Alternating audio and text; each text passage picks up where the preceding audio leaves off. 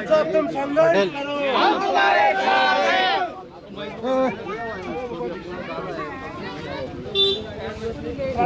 Video call पे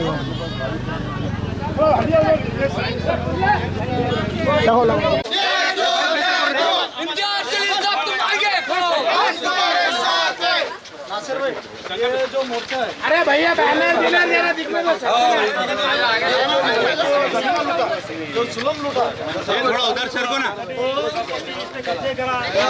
मागे ना लोटो ना कौन भाई थोड़ा पीछे सर को ना कपिल मोबाइल थोड़ा उधर। प्रशासन नहीं सुनता, सरकार नहीं सुन रही, हमारे को अभी किसी पे उम्मीद नहीं रही। जलील साहब तुम हमको न्याय दो। जलील साहब ने जो सरकार के खिलाफ अभी आंदोलन छेड़ा है, उन्होंने जो उनके मंत्री के खिलाफ जो भी बोल रहे हैं, और उनके जैसा नेता, हमको ऐसा लगा कि भाई एक ही व्यक्ति है जो महाराष्ट्र में बोल सकते सरकार जलील साहब के बाद जाके हम इंसाफ मांगेंगे, हमारी जो है तकलीफ उनके सामने रखेंगे, उनको निवेदन देके हमारी मांग है कि हमारे हक के लिए आप आवाज उठाओ, सरकार के खिलाफ हमारी भी मांगे उनके सामने रखो। पहले तो ये बताइए कि आप लोग कौन कौन सी पार्टी से? कोई पार्टी सबके नंबर है सर, सबके नंबर है इसके अंदर। हर एक जो पीड़ित है, हर एक की तकलीफ शॉर्टकट में लिखी हुई हमने, उसका नंबर दिया हुआ है कि उसको क्या तकलीफ है, उसकी प्रॉपर्टी कौन सी हड़प भी निकालो आप, और सबका डिटेल दिया हुआ है सर। कौन सी खानदान से ताल्लुक है, हमारे घर में हाथ उंगली करते हैं। नासिर भाई ये जितने 30 लोग हैं, 30-35 सबों के प्लॉट जमीन ये देखो आशा थे बोल रही है, पूरे कागज पत्र दादा ब्लैक शर्ट पीछे को ना थोड़ा पीछे आओ, व्हाइट शर्ट नहीं पॉलिटिकल का कोई संबंध नहीं है। आप लोग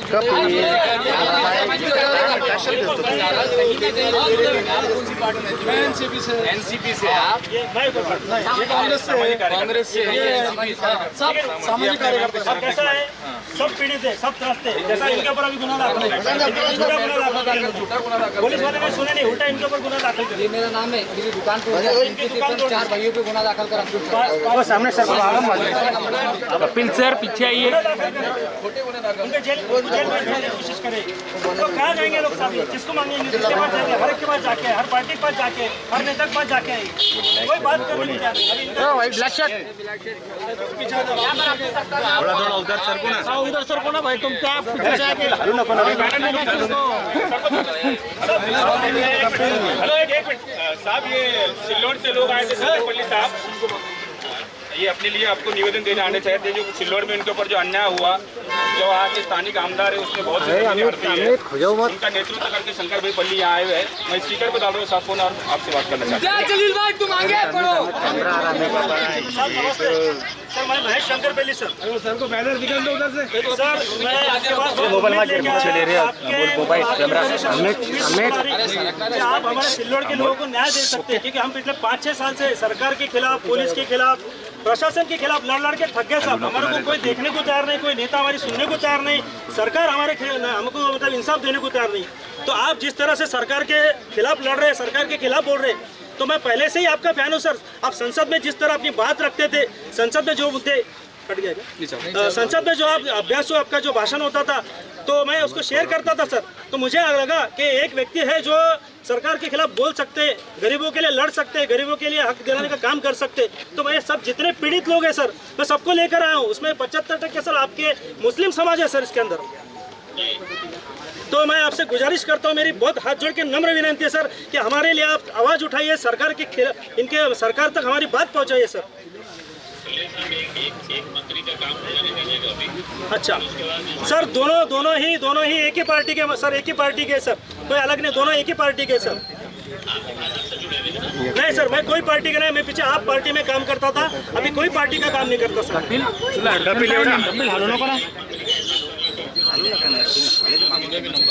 बिल्कुल सर, मुझे आपसे बहुत उम्मीद है, और आप जब भी बुलाएंगे मैं सबको लेकर आता हूँ। आपको जो जो कागज चाहिए, जो पुराने चाहिए, मैं सबको देने को तैयार हूँ। और एक प्रकरण में कलेक्टर ने कमेटी बिठाया सर, वो कमेटी के मार्फत चौकसी चालू, लेकिन 3 महीने से कुछ भी नहीं कर रही कमेटी सर। तो दिलीप समय को आप पूछिए कि कमेटी काम क्यों नहीं कर रही, क्यों इंक्वायरी नहीं हो रही। बिल्कुल सर, मैं लगा तो फिर से आपका टाइम लेके आपसे मुलाकात करने आता हूँ सर। बिल्कुल सर, बिल्कुल। आपका बहुत शुक्रिया सर, बहुत शुक्रिया आपका।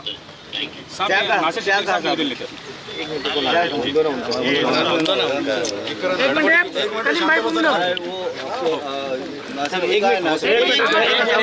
अंदर है और लगभग 400 लोगों के 400 परिवारों के इसमें विषय है, जिसमें MIDC का विषय है, प्लॉट हड़पने का विषय है, जमीन हड़पने का विषय है, उसका झूठे गुने दाखिल करने का विषय है, ऐसे अलग अलग है।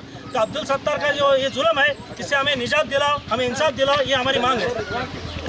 मैं महेश शंकर बिल्ली, हम सब आज यहाँ पे सिल्लोड़ के जितने भी हमारे पीड़ित है, अन्यायग्रस्त लोग हैं, जिन्होंने अब्दुल सत्तार ने जिन लोगों को सताया, जिन पे जुल्म किया, अत्याचार किया, इन सब को लेकर हम यहाँ पे आए। पिछले 7-8 साल से हम सरकार के खिलाफ, अब्दुल सत्तार के खिलाफ अलग अलग विषयों में आवाज़ उठा रहे, लेकिन ना सरकार सुन रही, ना पुलिस प्रशासन, ना प्रशासन।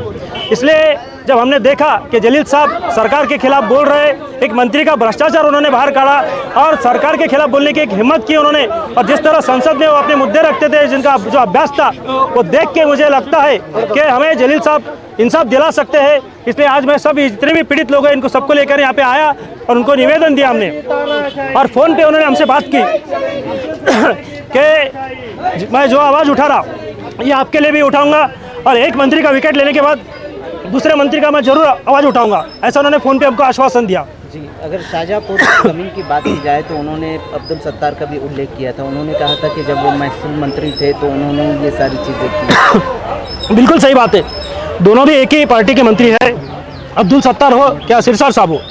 तो हमारा बोलना है कि जैसे आपने एक मंत्री का बाहर निकाले, तो दूसरे जो माजी मंत्री है उनके विषय में भी बोलो, और लोगों को उनका हक दिलवाओ, उनको इंसाफ दिलाओ। अब आप देख सकते हैं जो गोराड़े खड़े हुए, इनका छोटा भाई ये देश की सेना में सेवा कर रहा है, सैनिक है देश का, इनका प्लॉट उन्होंने हड़प किया है। अब जब देश के सैनिक का प्लॉट हड़प कर रहे हैं, उनका अगर सैनिक की प्रॉपर्टी हमारे शहर में सुरक्षित नहीं, तो किसी की प्रॉपर्टी सुरक्षित नहीं।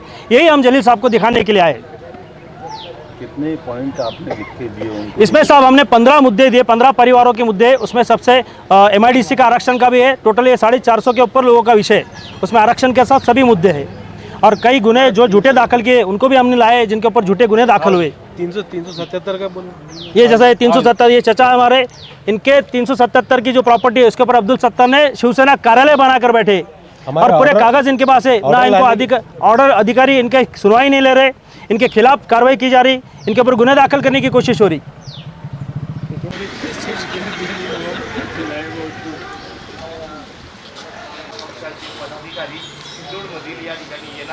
आंदोलन करणार आहे अशी माहिती मिळालेली आहे। त्यानंतर हा सर्व पोलिसांचा बंदोबस्त वाढवण्यात आलेला आहे।